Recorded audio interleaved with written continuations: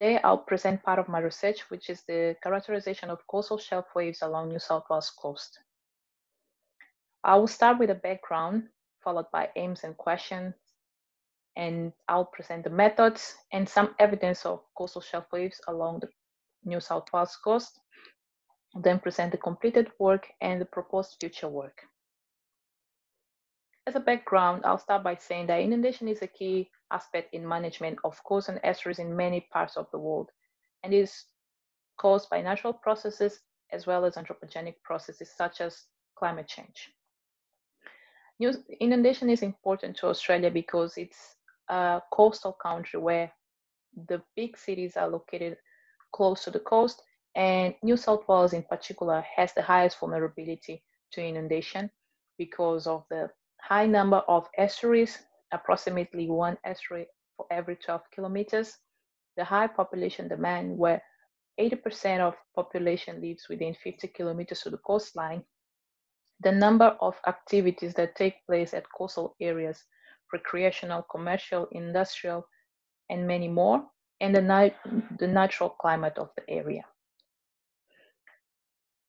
When I mention climate, well, inundation can be investigated based on water levels, but in my study, I'm focusing on tide anomalies, which are the difference between the observed water levels and the predicted tide, and they are most of the time associated with extreme water levels.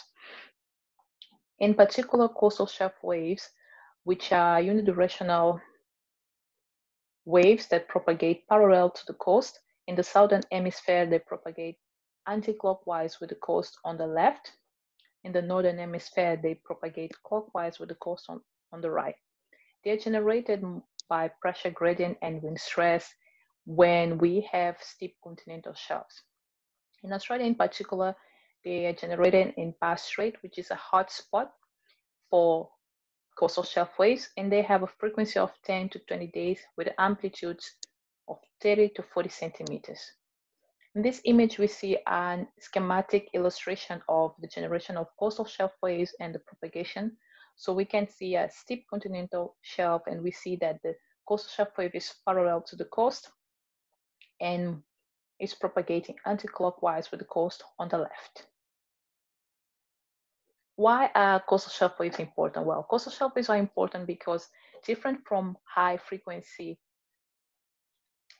events such as tides, they can fully propagate and penetrate estuaries. And in this case, they affect most coastal lakes where the tides experience a strong attenuation, but coastal shelf waves can still fully propagate and inundate.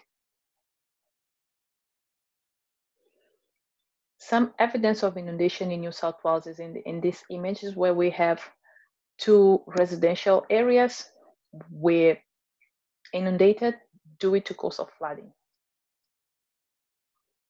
Also, there are existing studies, reviewed studies where we can see how New South Wales coast is at risk, especially with residential properties experiencing inundation.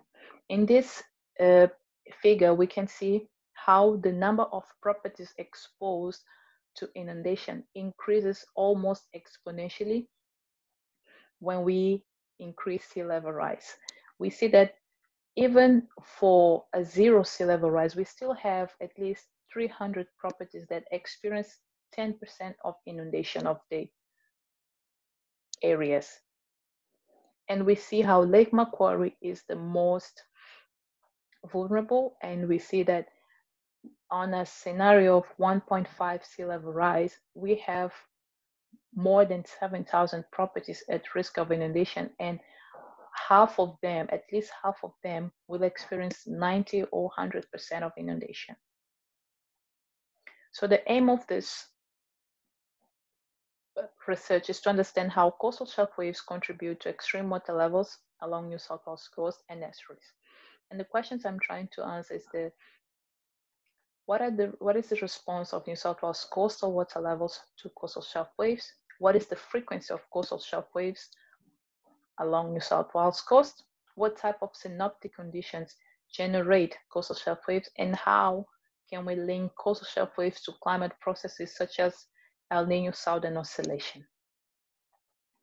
The methods are such that I will develop a method to identify and track coastal shelf waves using the existing ocean tide gauge, identify patterns in frequency, duration, and magnitudes of shelf waves, and finally assess the factors that affect the frequency, duration, and magnitude. And to do so, I'm using a peak over threshold analysis. But before starting the peak over threshold, I applied a moving average filter on a monthly basis to remove climate seasonality and variability. The peak over threshold that I used was 20 centimeters. So I removed the monthly moving average from the observed residuals, and I obtained what I call filter residuals.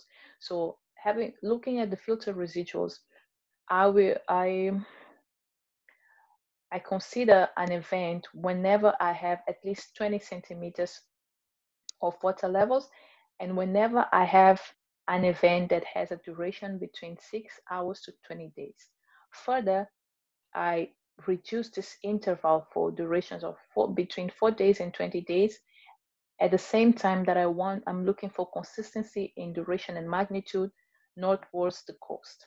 And finally, I'm associating whatever event I observed to low pressure systems through synoptic charts for Bass Strait. This is the study area where we can see the coast of New South Wales, and there are 9 ocean tide gauges that are used, and they record water levels every 15 minutes or every hour.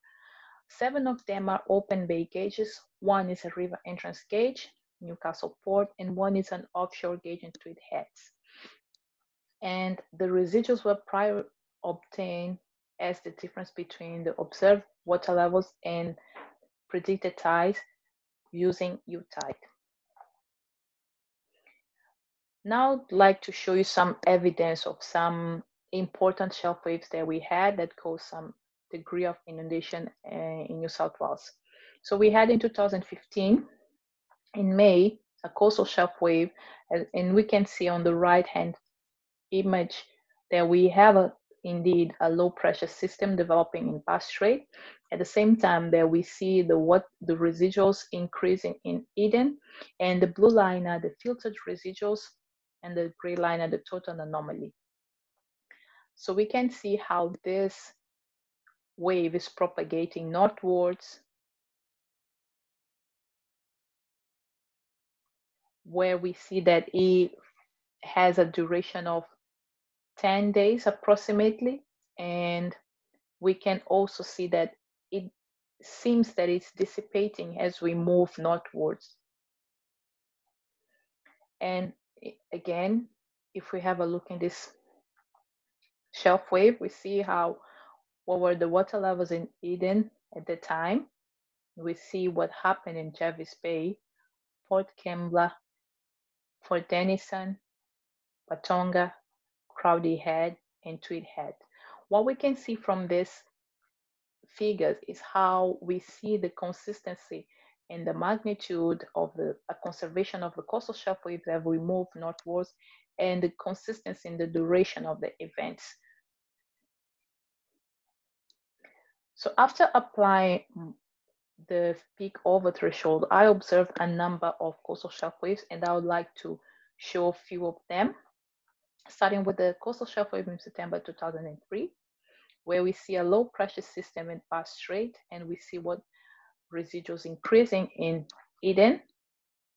We see that there is a conservation of the coastal shelf wave as we move northwards.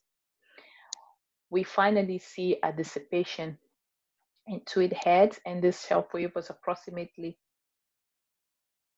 10 days.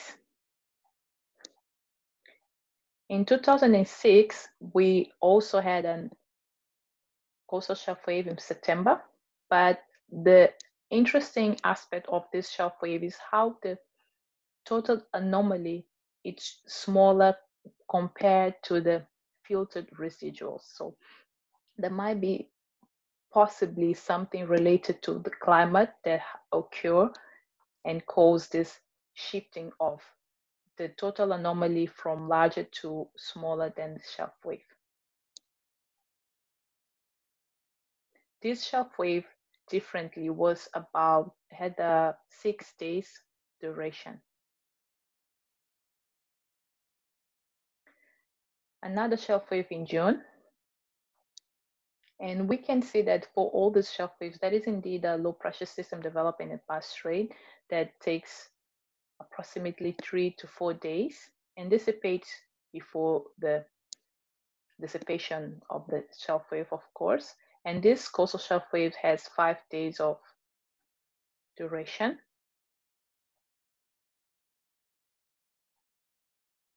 We see consistency along the gauges as we move northwards.